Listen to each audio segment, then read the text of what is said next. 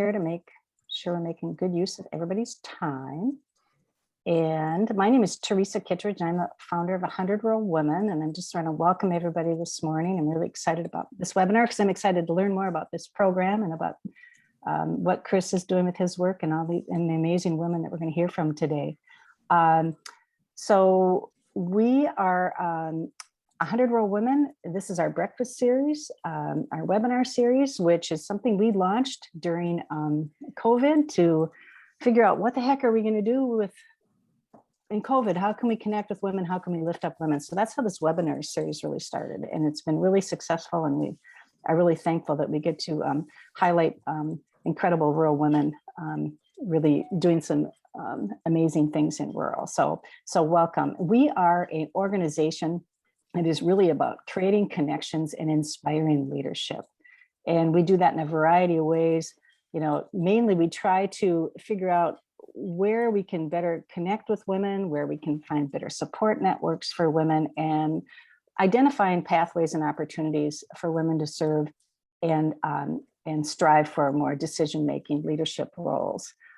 We just really believe that during COVID-19 especially, it was really important to figure out how to connect and lift each other up. And that's what we're all about, is trying to figure out how we can lift each other up. We're also nonpartisan, and we are nonprofit, and we're all about supporting rural women. Basics of Zoom meetings, you guys, I know everybody's been on Zoom, but what we want to ask today, we'll just go through this quick, is make sure that you put yourself on mute. And feel free to submit questions, comments in the chat. This morning, we're asking you to tell us where you're joining us from, but we really want to have active chat. We want to have chat conversations. Feel free to share any resource links you have. We'll be sharing resource links as the speakers talk. And for the meeting this morning, the way it's going to run is we'll do a couple questions up front, and then we're going to leave about 20 minutes for audience questions and answers. So we're really excited about that engagement piece. So first, I want to introduce Erica Bjelland. And Erica, why don't you take it from here? Okay, sounds good. Good morning, everyone. I have the pleasure of just giving some brief intros of our excellent speakers this morning. So I will do that, and then we'll hand it over and start with the questions. And then, as Teresa said, I'll be monitoring the chat. So if you have any questions, please put them in there or send them to me privately. So we have we're talking about the Initiator Fellowship this morning. We have Chris Fastner, who is the program manager for the Initiators Fellowship, a program of the Initiative Foundation in Little Falls in partnership with 3 other Minnesota Initiative Foundations: the Northwest Minnesota Foundation, the Southwest Initiative Foundation, and the West Central Initiative.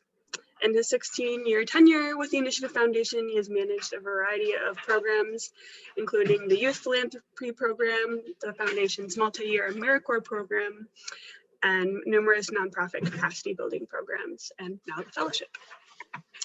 And then we have Erin Schutte Wadzinski, who is from Worthington, Minnesota, native and homecomer. With the support from the Initiator Fellowship, Erin opened Kivu Immigration Law PLLC in downtown Worthington.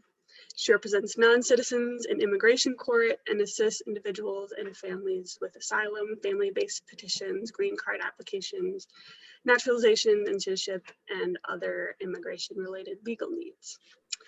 And third speaker out of 4 is Rachel Stone, who wears many hats as the founder of the nonprofit P&Q's Etiquette, a leadership and empowerment program for underserved youth serving the Moorhead, Fargo, West Fargo area.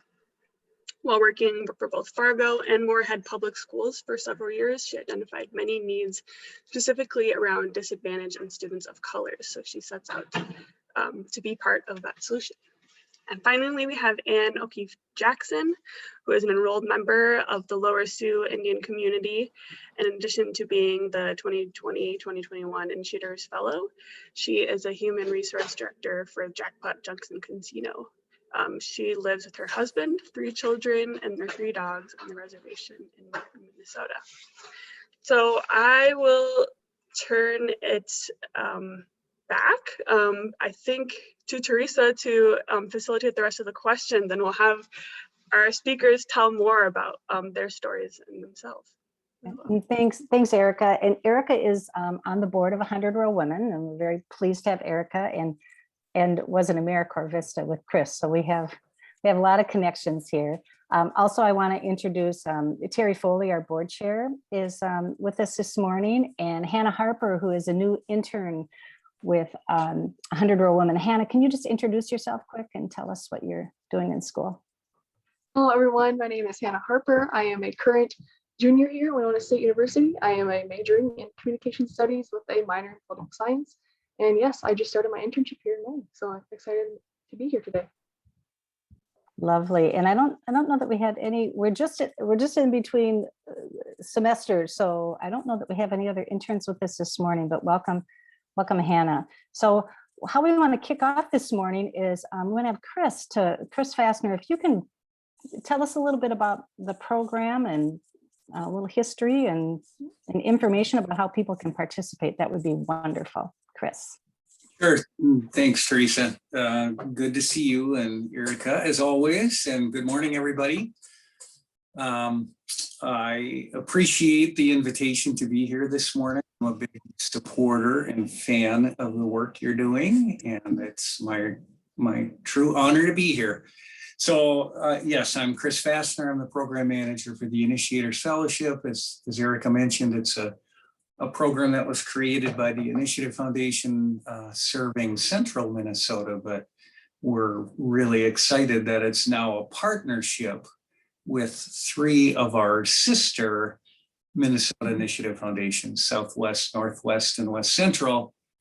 And so we are currently serving with this program kind of the western half of the state.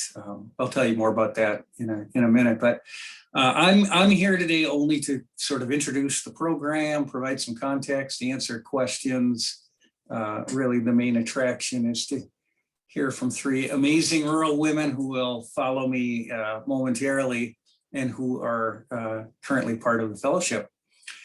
So the Initiators Fellowship is a 2-year suite of supports provided to currently 7, soon to be 8 with our next cohort, early stage social entrepreneurs.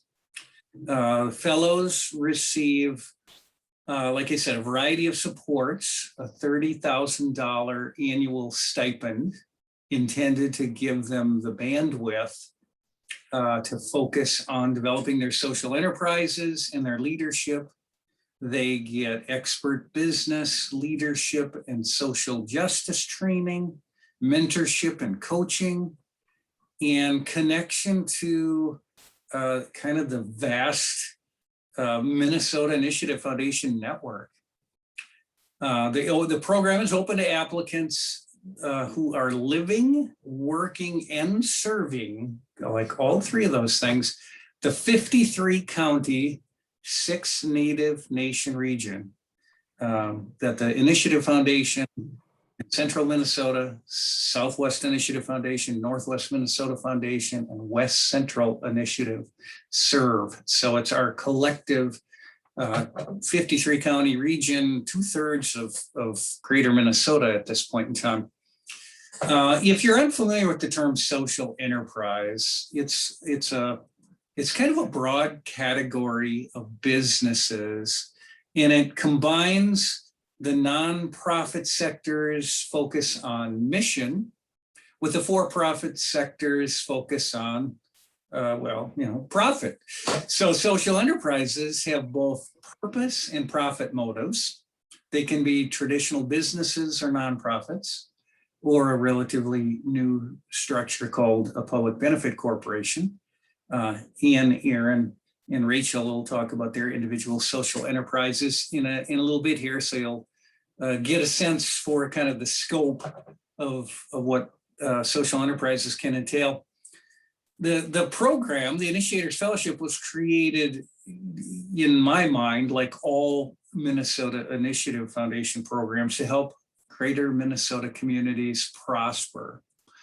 It's a little different in that, in this case, an investment in individuals. individuals we believe will be really instrumental in helping their communities develop economically and focus on some purpose-driven business and inclusive community building. Anne, Erin, and Rachel are currently 3/7 of our current and second cohort of the fellowship. We're currently recruiting and will begin accepting applications on May 24th for our third cohort. And that cohort kicks off next January and runs for 2 years. The application deadline is June 15th. So May 24th through June 15th. We'll drop a link to our website in the chat so people can learn more about the program, the details, past and current fellows, and the soon to be opening application process. So with that overview, Teresa, I'll hand it back to you and we can hear more from the real stars of this show. Love it. Thanks so much, Chris. And so why don't we have each one of the presenters just take a minute or so to talk a little bit about a little deeper introduction of yourself and the work you're doing. So Anne, do you want to start? We'll start alphabetically, I guess.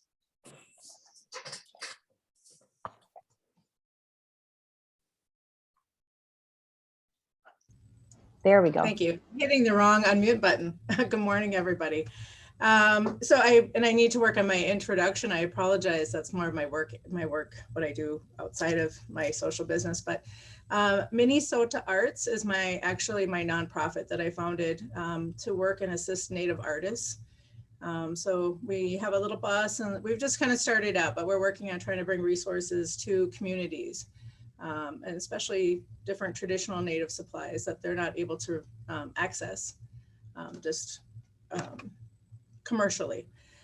So that's really what I'm working on. And so we've just started out. I mean, I've been lucky enough to just start with more of a vision when I started my fellowship and work into actually accomplishing a lot of goals and registering my nonprofit and doing a lot of work with I have two wonderful mentors, Mary Bordeaux and Peter Strong, that both work with Racing Magpie in Rapid City, South Dakota. So, and that's one of the great benefits of this program is to work with really amazing mentors that help you through the whole process as well. So thank you for allowing me to be here this morning. Well, thanks, Anne. Welcome. And Erin, do you want to go next? Good morning, everyone. My name is Erin Schutte Wadzinski. I was born and raised in Worthington, Minnesota. Grew up on a farm just out of town, a few miles, and went to school in Worthington, like kindergarten through 12th grade. I ended up going to college on the East Coast at Yale, and that really sparked my interest in global affairs, you know, the world outside of my small hometown. And after college graduation, I stayed at Yale and served as the director of the Yale Young Global Scholars Program. I went to law school, and upon graduation of law school, I really had this calling to go home. And to go home, that was to my hometown in Worthington. So I convinced my husband to come with me, which was a good thing. And I came home to practice immigration law. I felt like I had developed a unique perspective, a unique skill set that would be able to serve my community. And I accepted a position at the Immigrant Law Center of Minnesota, which is a nonprofit headquartered in St. Paul with a small office in Worthington. And that's how I began my career in immigration law. I realized during that time that there was an unmet need. The nonprofit was doing great work and was really the hub for all type of immigration legal matters. And it wasn't able to meet all of those needs. It was a frustrating position to sometimes have to turn people away when I wanted to be able to meet those needs. And with the opportunity to apply for the Initiators Fellowship, it was a combination of that opportunity and this recognized unmet need by already working in the community, where I came up with the idea of, well, I'll start my own law firm. And with the support of the Initiators Fellowship and many, many other mentors, I've gotten a new law firm up and off the ground in 2020, and we're doing all right. So I'm just so happy to be part of this conversation today because it's a topic that is near and dear to my heart. You know, the idea of coming home and being dedicated to, you know, greater Minnesota and your rural hometown. So thank you. Wonderful. Welcome. Thanks, Erin. How about you, Rachel? Good morning, everyone. Truly, I am honored to be here, to be part of this wonderful event, to celebrate, I guess, your dream, what you want to accomplish, and this opportunity, this wonderful opportunity. I originally was born in Chicago, Illinois, and I made the leap of faith of moving to the Fargo-Moorhead area about 19 years ago. With me, myself, my 3 children, 3 adult sons now. And it was, yes, it was an adjustment, I would say. Chicago, Illinois is known as the Windy City. Fargo-Moorhead, Minnesota area, the windier. I'm going to call that the windier city. So, but it's been a blessing to be here. I fell in love with the idea of investing in our young people. I got here and I started to volunteer a lot at many organizations in the community, and took a job in the Fargo public school district. And that's when I began to identify many needs around our young people, our youth. They needed support. I saw that there was this gap. There were several gaps. And what if I could create a program to be part of the solution to help to bridge those gaps? I saw the struggles in the classroom, and I wanted to do something about it. And so I had this idea to become the middleman or middle woman program called P's and Q's Etiquette. And really, we just wanted to help our littles. We wanted to invest in supporting them in the ways that they needed, with a big emphasis on our students of color, our disadvantaged students, to develop them into leaders. And so we launched out. And a lot of times when you have an idea, you don't know quite how to do it. You know, you're just going, you know, you feel like you have this purpose, this calling in life, you know, and you want to do the best that you can to meet those needs. But I didn't know quite how to do it. The Initiative Foundation has provided, man, such support for me. And it's truly been a blessing to be able to connect with mentors and leaders that, you know, can help to assist you, to show you the way, to guide you. And so P's and Q's, we're partnered with the school district in Moorhead, Minnesota here, and we serve students Fargo, West Fargo area, and so we're blessed to be part of making the impact in our community. Thank you.